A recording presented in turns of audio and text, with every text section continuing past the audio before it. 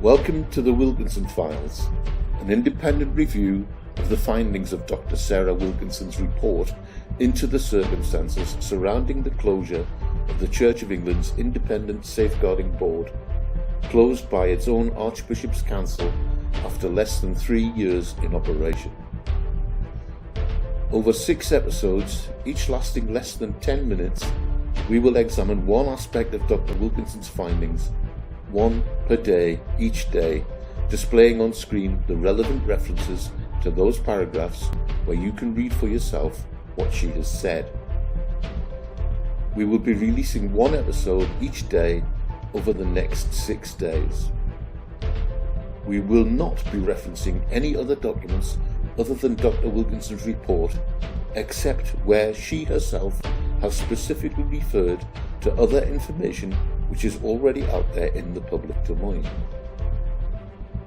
Each episode has been prepared by a team with experience in safeguarding, who have examined Dr. Wilkinson's report in great detail to extract key points and to summarise the considerable detail she has provided.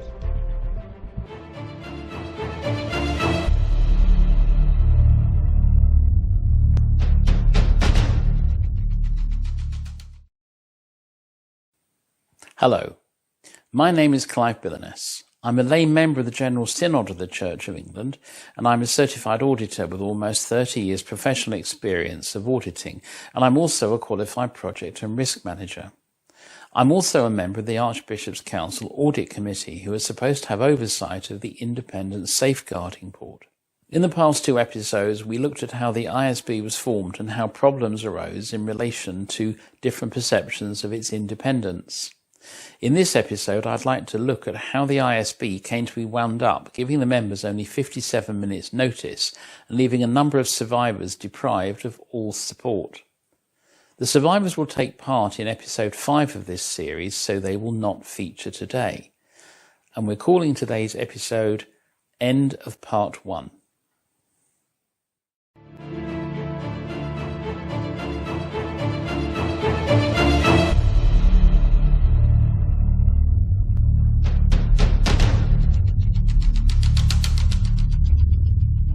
The numbers of the paragraphs in Dr. Wilkinson's report, which I'm referring to, will appear on the screen below.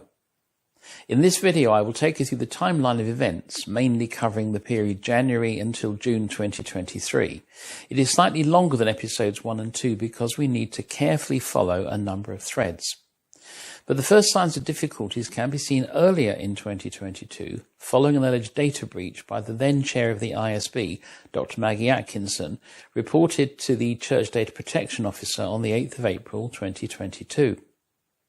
Dr. Wilkinson does not go into details about this, and therefore neither shall I.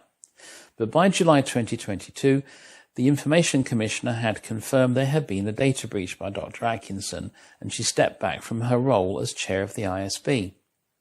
A second data breach by Dr. Atkinson was then reported, dating back to February 2022. This led to a number of difficulties between Dr. Atkinson and the other 2 ISB members, which Dr. Wilkinson sets out in some detail in her report. But significantly, it is noted that the Secretary-General of the Archbishops Council, Mr. William Nye, warned the members of the ISB that if the members of the ISB could not meet to discuss the matters relating to the data breaches, the Archbishops Council had the right to impose a process of mediation or terminate one or more of their contracts. So now we come to January 2023. In a meeting of the Archbishops Council on the 23rd of January 2023, it was decided, but not unanimously, to include a threat of termination of contracts in instructions to try to resolve tensions between Dr. Atkinson and the other 2 members of the ISB. On the 1st of February, a press release was put out by the Archbishops Council stating that a dispute resolution process would be started. It was not, however, until the next day, the 2nd of February, that dispute notices were served on the 3 ISB members, 24 hours after this issue had already been published in the media. And according to ISB member Jasvinda Sangera, when she spoke at General Synod on the 9th of July, she did not receive this until 3 days after it had been issued. A variation to the 3 ISB members' contracts of employment was drafted on the 24th of February 2023 in order to address information sharing agreements and to reduce the risks of further breaches of the GDPR. On the 3rd of March 2023, a dispute resolution meeting was held between the 3 ISB members and Mr. Nye, who represented the Archbishops Council. The meeting was supposed to be confidential, but following the publication of a report to the General Synod by Mr. Nye in June 2023, all 3 members of the ISB issued statements during July 2023 disputing what occurred at that meeting. In the meantime, on the 20th of March 2023, Mr. Nye reported to the Archbishops Council that in his opinion, relations between the ISB members had broken down irretrievably. Another meeting with the ISB members had been arranged for the next day, the 21st of March 2023.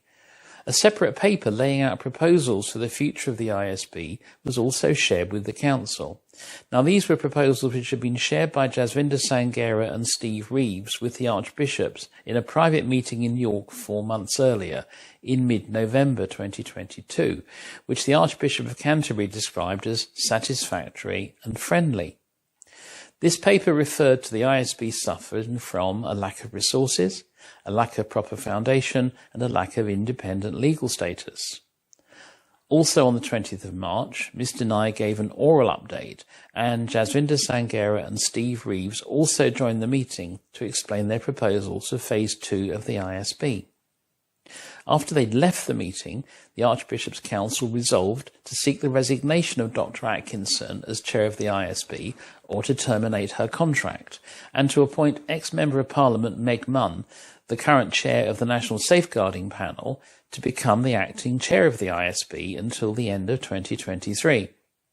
Dr. Wilkinson's report does not tell us from whom the proposal came to appoint Ms. Munn as the interim chair, and we will not speculate.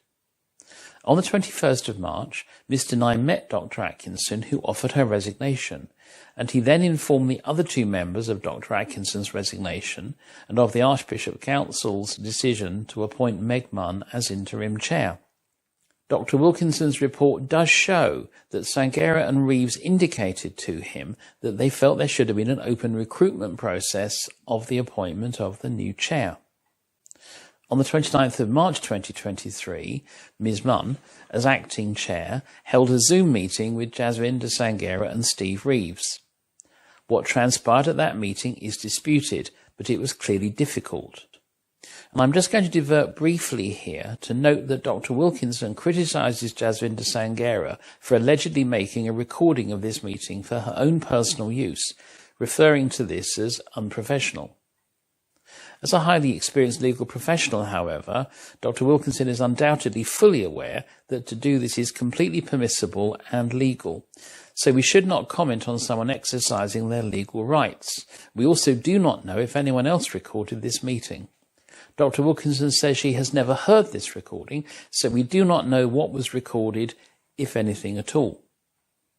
A formal announcement in a press release of the departure of Dr. Atkinson and the appointment of Ms. Munn as the acting chair of the ISB was made on the 30th of March, and it should be noted that when invited to speak at General Synod on the 9th of July, Jasvinder Sangera stated that she and Steve Reeves had been told to issue this notice despite giving warnings that Ms. Munn would not be acceptable to the survivor community.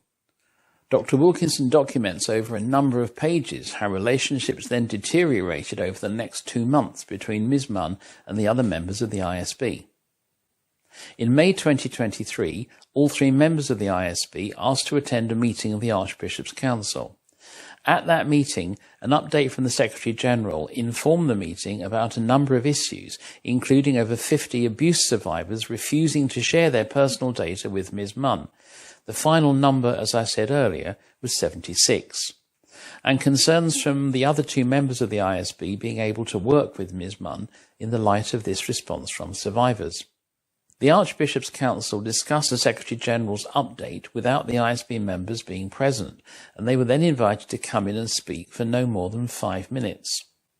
Dr. Wilkinson notes that one survivor who attended the meeting informed the Archbishops Council that having spoken to a number of other survivors, they did not feel safe owing to the manner in which Ms. Munn had been appointed, while they had full confidence in the other two members of the ISB. While Ms. Munn informed the meeting that they would be willing to work with the other two members of the ISB, those members, Jasvinder Sangera and Steve Reeves, did not reciprocate. The following day, the Archbishop of York proposed that the two members of the ISB should continue to lead on the current Phase 1 of the ISB, while a separate group, chaired by Ms. Munn as acting chair of the ISB, should produce the model for Phase 2. At the end of this meeting, the majority of those present felt more effort should be made to try to make the ISB work.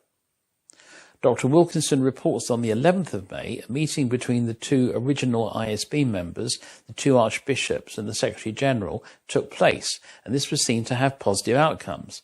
That it was agreed that a group should be established under Ms. Munn to plan Phase 2, and that it was agreed that the terms of reference to which the ISB members had been working would be looked at again by the Archbishops Council.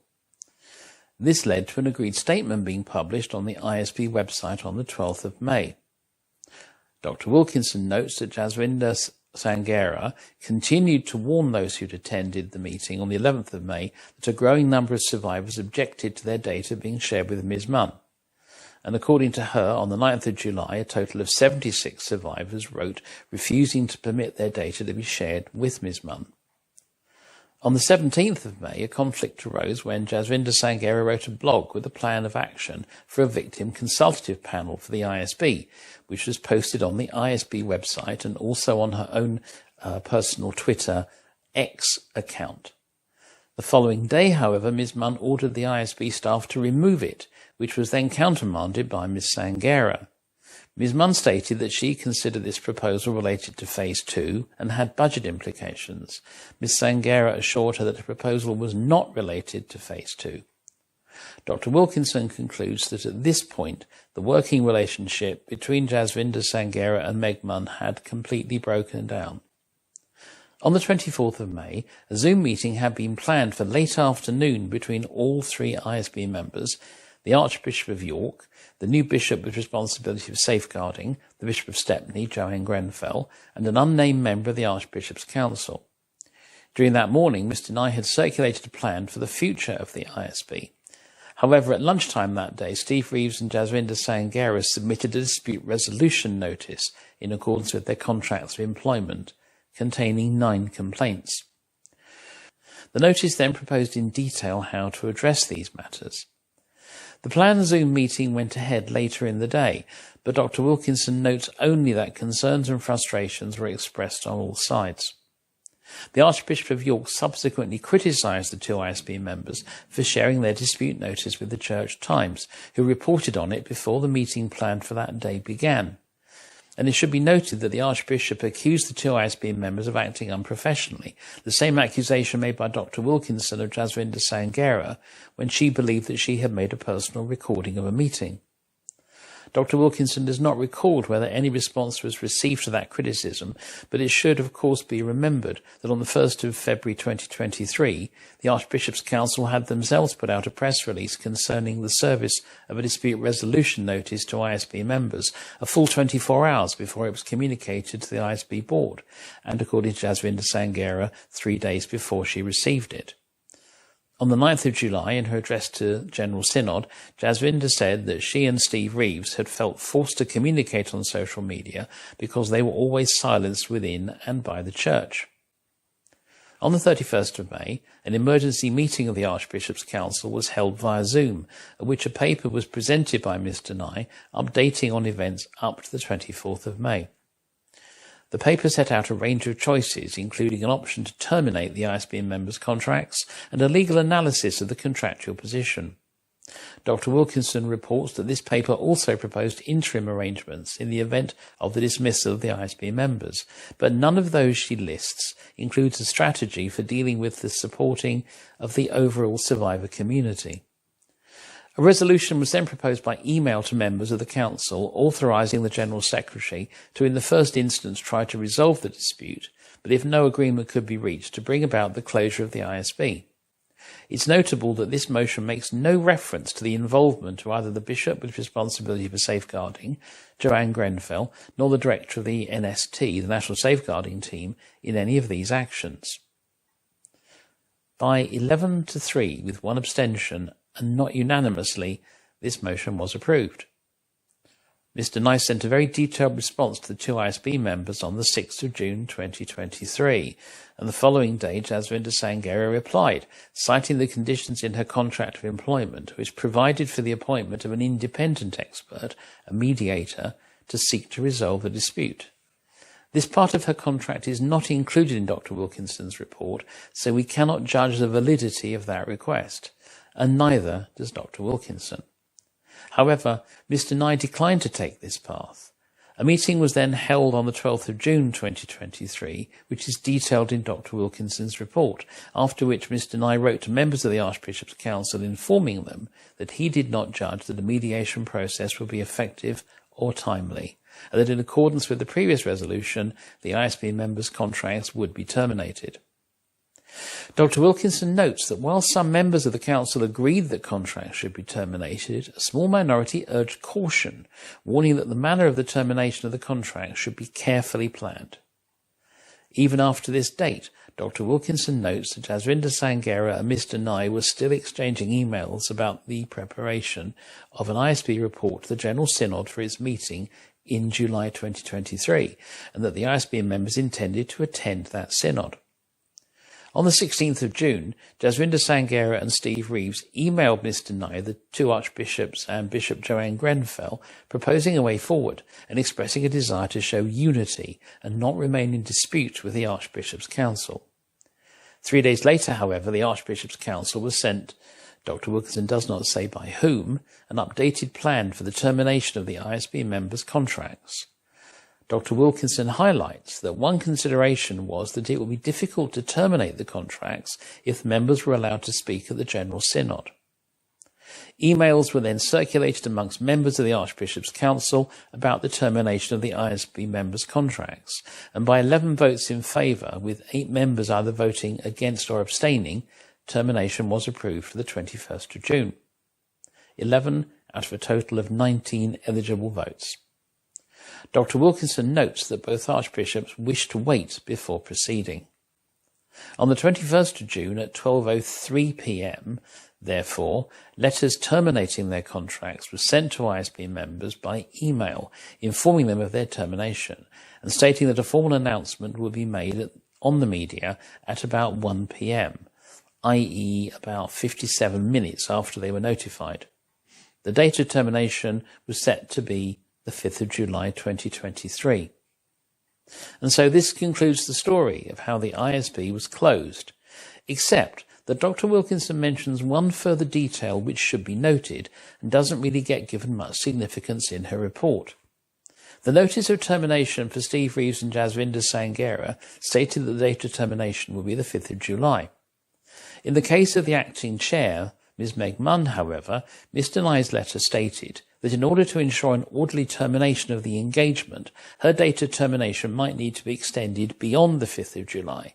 Now, this should be carefully noted, because nowhere in Dr. Wilkinson's report is any mention made of Mr. Nye being empowered to extend the termination date of one member of the ISB, and it's therefore not clear from that report under what authority Mr. Nye made such an offer, nor why it was only made to her, especially since it was already known that 76 survivors had refused to consent to her having access to their personal data. Now, we'll refer to this matter again in episode 5 of the Wilkinson Files, but tomorrow, in episode 4, we'll consider the apparent breakdown in governance arrangements within the Church of England in its handling of this matter. So join us tomorrow when we consider the governance gap.